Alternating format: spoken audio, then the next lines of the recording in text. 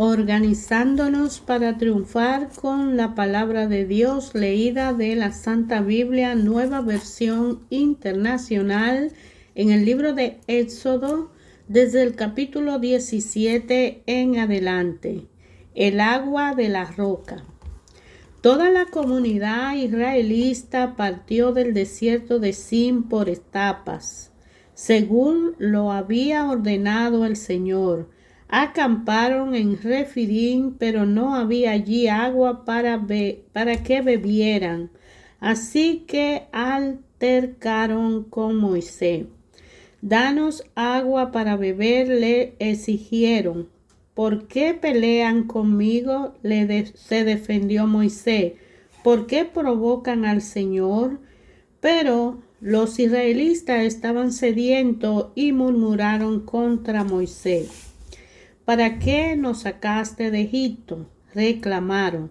Solo para matarnos de sed y nosotros, a nuestros hijos y a nuestro ganado. Clamó entonces Moisés al Señor y le dijo: ¿qué voy a hacer con este pueblo? Solo falta que me maten a pedradas. Adelántate al pueblo, le aconsejó el Señor, y llévate contigo algunos ancianos de Israel, pero lleva también la vara con que golpeaste el Nilo.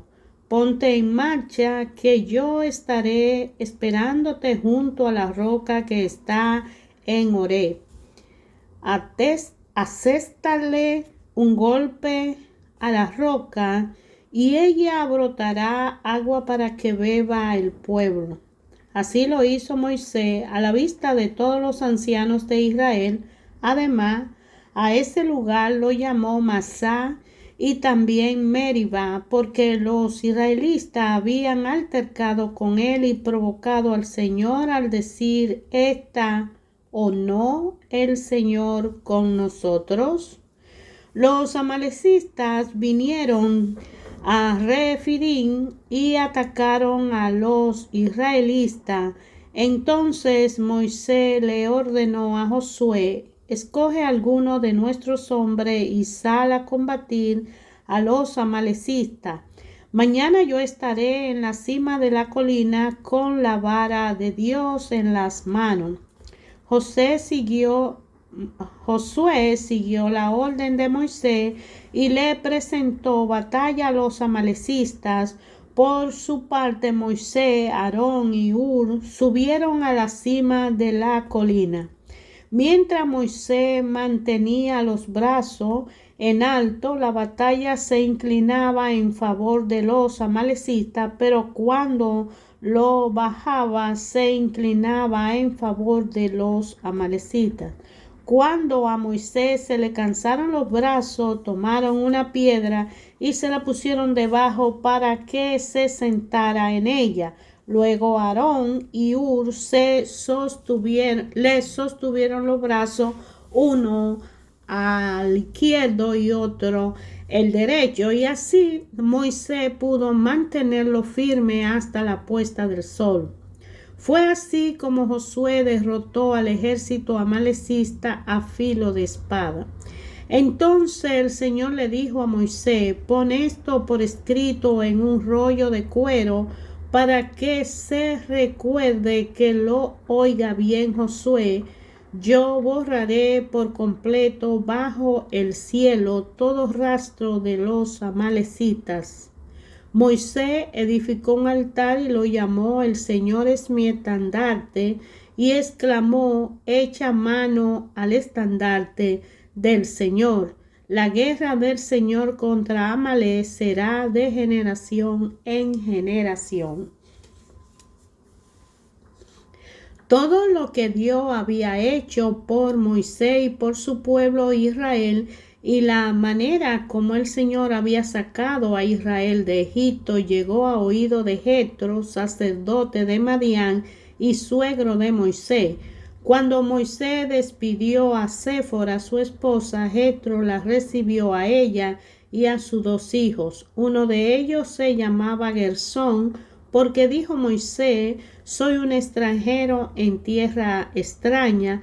El otro se llamaba Eliezer, porque dijo: el Dios de mi padre me ayudó y me salvó de la espada del faraón. Jethro fue al desierto para ver a Moisés, que estaba acampando junto a la montaña de Dios. Lo acompañaban la esposa y los hijos de Moisés. Jethro le había avisado: yo, tu suegro Jethro, voy a verte. Me acompañan tu esposa y tus 2 hijos. Moisés salió al encuentro de su suegro, se inclinó delante de él y lo besó. Luego de intercambiar saludo y desearse lo mejor, entraron en la tierra de campaña. Allí Moisés le contó a su suegro todo lo que el Señor le había hecho al faraón y a los egipcios en favor de Israel, todas las dificultades con que se habían encontrado en el camino y cómo el Señor lo había salvado. Jethro se alegró de saber que el Señor había tratado bien a Israel y lo había rescatado del poder de los egipcios, y exclamó: alabado sea el Señor, que los salvó a ustedes del poder de los egipcios. Alabado sea el que salvó a los israelitas del poder opresor de Faraón. Ahora sé que el Señor es más grande que todos los dioses, por lo que hizo a quienes trataron a Israel con arrogancia. Dicho esto, Jethro le presentó a Dios un holocausto y otro sacrificio, y Aarón y todos los ancianos de Israel se sentaron a comer con el suegro de Moisés en presencia de Dios. Al día siguiente, Moisés ocupó su lugar como juez del pueblo, y los israelitas estuvieron de pie ante Moisés desde la mañana hasta la noche. Cuando su suegro vio cómo procedía Moisés con el pueblo, le dijo: ¿pero qué es lo que hace con esta gente? ¿Cómo es que tú solo te sientas mientras todo este pueblo se queda de pie ante ti desde la mañana hasta la noche? Es que el pueblo viene a verme para consultar a Dios, le contestó Moisés. Cuando tienen algún problema, me lo traen a mí para que yo dicte sentencia entre las 2 partes. Además, le doy a conocer las leyes y la enseñanza de Dios. No está bien lo que está haciendo, le respondió su suegro, pues te cansa tú y se cansa la gente que te acompaña. La tarea es demasiado pesada para ti, no la puedes desempeñar tú solo. Oye bien el consejo que voy a darte y que Dios te ayude. Tú debes presentar al pueblo ante Dios y presentarle los problemas que ellos tienen. A ellos los debe instruir en las leyes y en las enseñanzas de Dios, y darle a conocer la conducta que deben llevar, a las obligaciones que deben cumplir. Elige tú mismo entre el pueblo hombres capaces, temerosos de Dios, que amen la verdad y aborrezcan las ganancias mala vida. Y desígnalos jefes de 1000, de 100, de 50 y de 10 personas. Serán ellos los que funjan como jueces de tiempos completos, atendiendo a los casos sencillos, y los casos difíciles te lo traerán a ti. Eso te aligerará la carga, porque te ayudará a llevarla. Podrás aguantar. El pueblo, por su parte, se irá a casa satisfecho. Moisés atendió a la voz de su suegro y siguió su sugerencia. Escogió entre todos los israelitas hombres capaces y lo puso al frente de los israelitas como jefe de 1000, 100, 50 y 10 personas. Estos jefes fungían como jueces de tiempo completo, atendiendo los casos sencillos, pero remitiendo a Moisés los casos difíciles. Más tarde, Moisés despidió a su suegro, quien volvía entonces a su país. Los israelitas llegaron al desierto de Sinaí a los 3 meses de haber salido de Egipto. Después de partir de Refidim, se internaron en el desierto de Sinaí y allí en el desierto acamparon frente al monte al cual subió Moisés para encontrarse con Dios, y desde allí lo llamó el Señor y le dijo: Anúnciale esto al pueblo de Jacob, declárale esto al pueblo de Israel. Ustedes son testigos de lo que hice con Egipto y de que lo he traído hacia mí como sobre alas de águilas. Si ahora ustedes me son de todo obedientes y cumplen mis pactos, será mi propiedad exclusiva entre todas las naciones, aunque todas las tierras me pertenece. Ustedes serán para mí un reino de sacerdotes y una nación santa. Comunícale todo esto a los israelitas. Moisés volvió y convocó a los ancianos del pueblo para exponerle todas estas palabras que el Señor le había comunicado, y el pueblo respondió a una voz: cumpliremos con todo lo que el Señor nos ha ordenado. Así que Moisés le llevó al Señor la respuesta del pueblo, y el Señor le dijo: Voy a presentarme ante ti en medio de una densa nube para que el pueblo me oiga hablar contigo y así tenga siempre confianza en ti. Moisés refirió al Señor lo que el pueblo le había dicho, y el Señor le dijo: Ve y consagra al pueblo hoy y mañana, dile que laven sus ropas y que se preparen para el tercer día, porque en ese mismo día yo encenderé sobre el monte Sinaí a vista de todo el pueblo.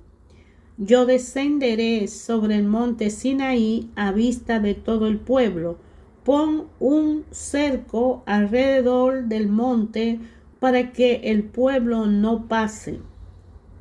Dile que no suban al monte y que ni siquiera pongan un pie en él, pues cualquiera que lo toque será condenado a muerte.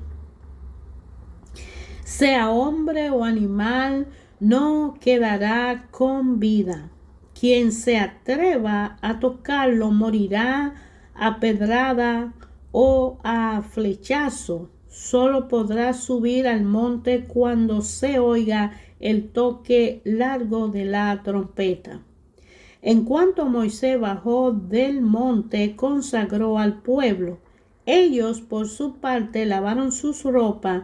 Luego Moisés le dijo: prepárense para el tercer día y absténganse de relaciones sexuales. En la madrugada del tercer día hubo trueno y relámpago, y una densa nube se posó sobre el monte y tocó muy fuerte de trompeta. El toque muy fuerte de trompeta puso a temblar a todos los que estaban en el campamento. Entonces Moisés sacó del campamento al pueblo para que fuera a su encuentro con Dios, y ellos se detuvieron al pie de la montaña, al pie de Sinaí. El monte estaba cubierto de humo porque el Señor había descendido sobre él en medio de fuego. Era tanto el humo que salía del monte que parecía un horno. Todo el monte se sacudía violentamente y el sonido de la trompeta era cada vez más fuerte. Entonces habló Moisés y Dios le respondió en el trueno. El Señor descendió a la cumbre del monte Sinaí y desde allí llamó a Moisés para que subiera. Cuando Moisés llegó a la cumbre, el Señor le dijo: baja y advierte al pueblo que no intente ir más allá del cerco para verme, no sea que muchos de ellos pierdan la vida. Hasta los sacerdotes que se acercan a mí deben consagrarse, de lo contrario yo arremeteré contra ellos. Moisés le dijo al Señor: el pueblo no puede subir al monte Sinaí, pues tú mismo nos has advertido. Pon un cerco alrededor del monte y conságramelo. El Señor les respondió: baja y dile a Aarón que suba contigo, pero ni los sacerdotes ni el pueblo deben intentar subir a donde estoy, pues de lo contrario yo arremeteré contra ellos. Moisés bajó y repitió eso mismo al pueblo. Dios habló y dio a conocer todos estos mandamientos. Yo soy el Señor tu Dios, yo te saqué de Egipto, del país donde era esclavo. No tenga otro Dios además de mí.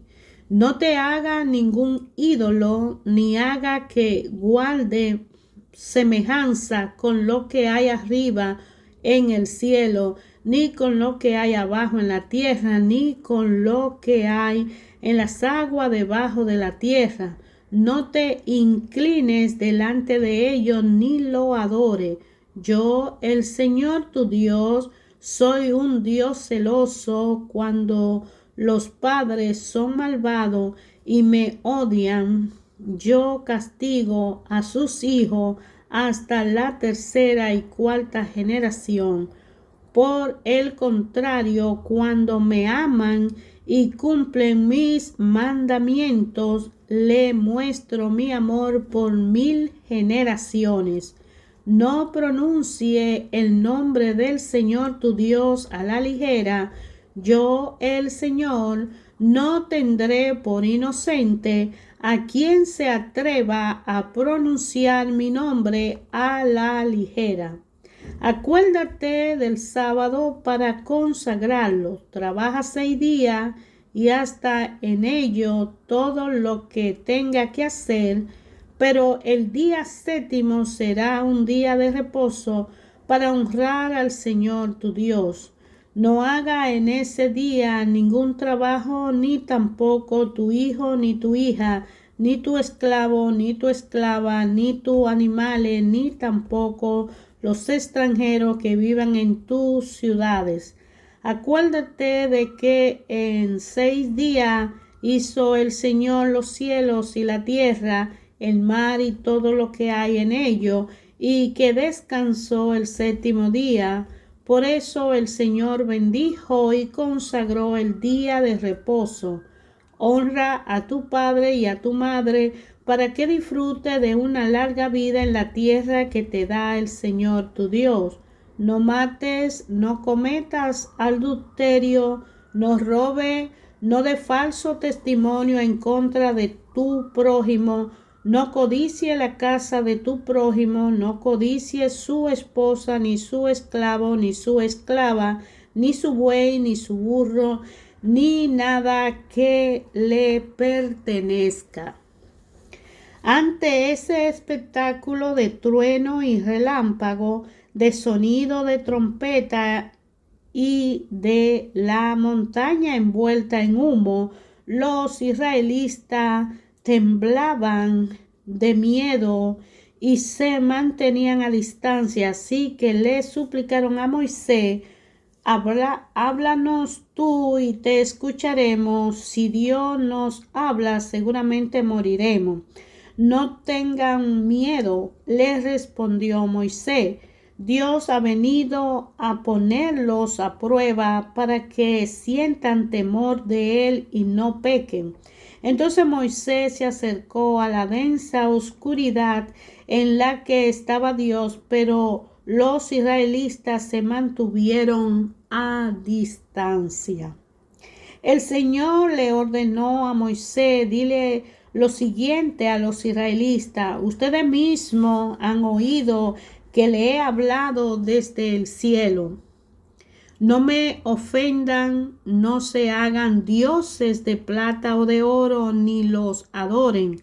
Háganse un altar de tierra y ofrézcame sobre él su holocausto y sacrificio de comunión, sus ovejas y sus toros.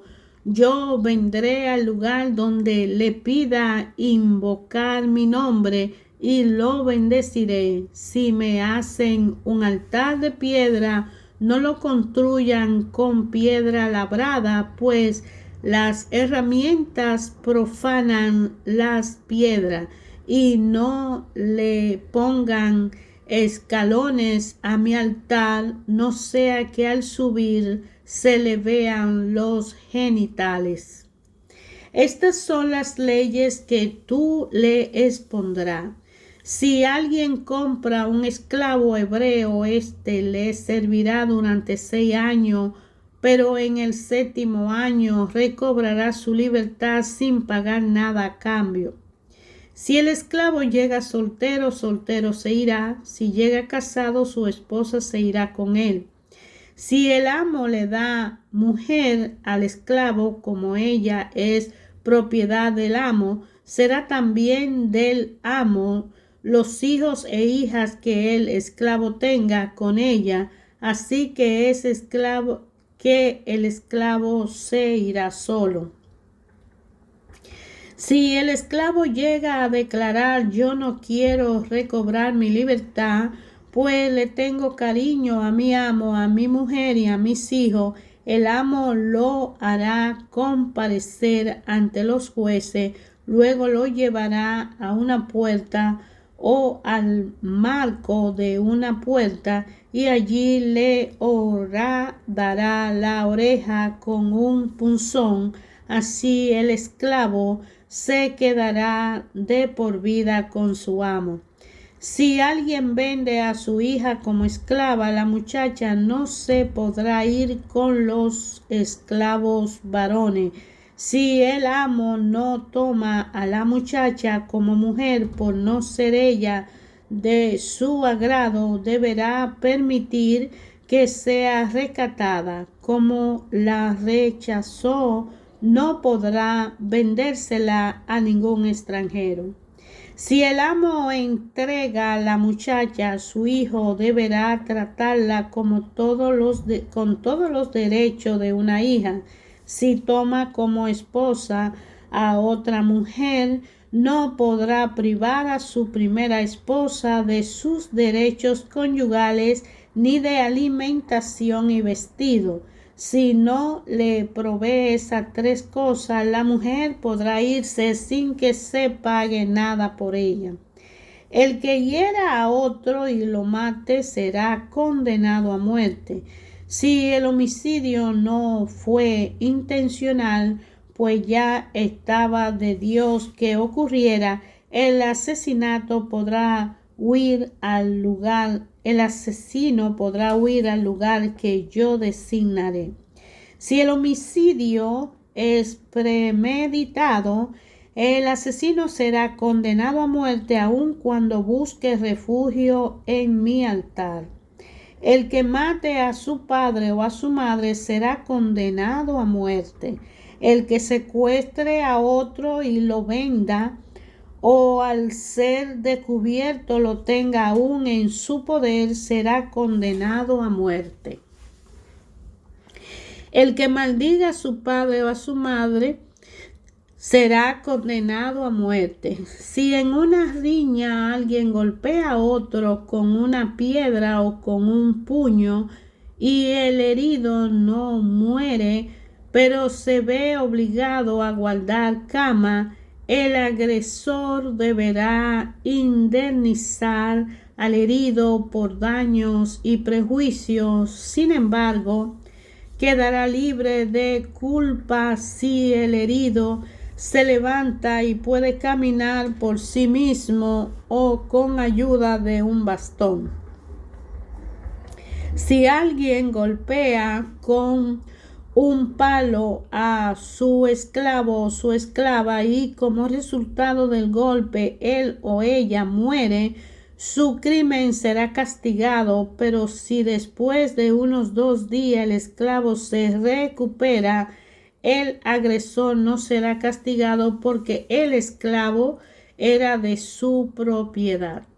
Si en una riña los contendientes golpean a una mujer encinta y la hacen abortar, pero sin poner en peligro su vida, se le impondrá la multa que el marido de la mujer exija y que en justicia le corresponda.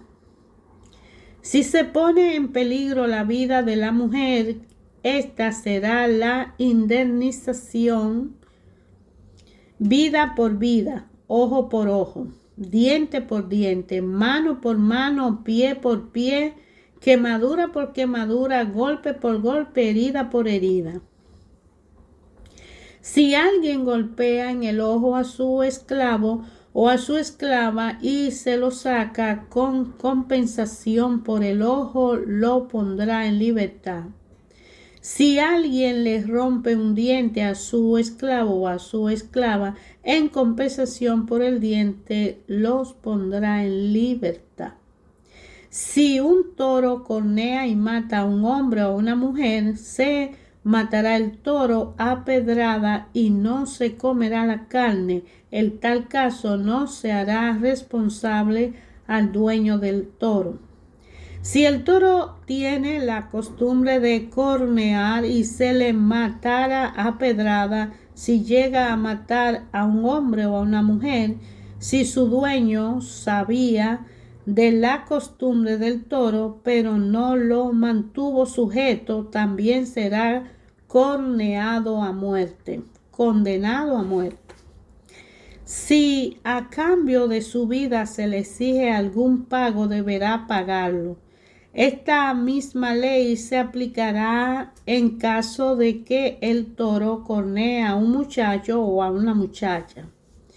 Si el toro cornea a un esclavo o a una esclava, el dueño del toro deberá pagar 30 monedas de plata al amo del esclavo o de la esclava.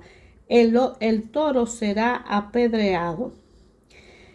Si alguien deja abierto un pozo o cava un pozo y no lo tapa y llegan a caerse en él un buey o un asno, el dueño del pozo indemnizará al dueño del animal y podrá quedarse con el animal muerto. Si un toro cornea a otro toro y el toro corneado muere, se venderá el toro vivo y los dos dueños se repartirán por partes iguales el dinero y el animal muerto.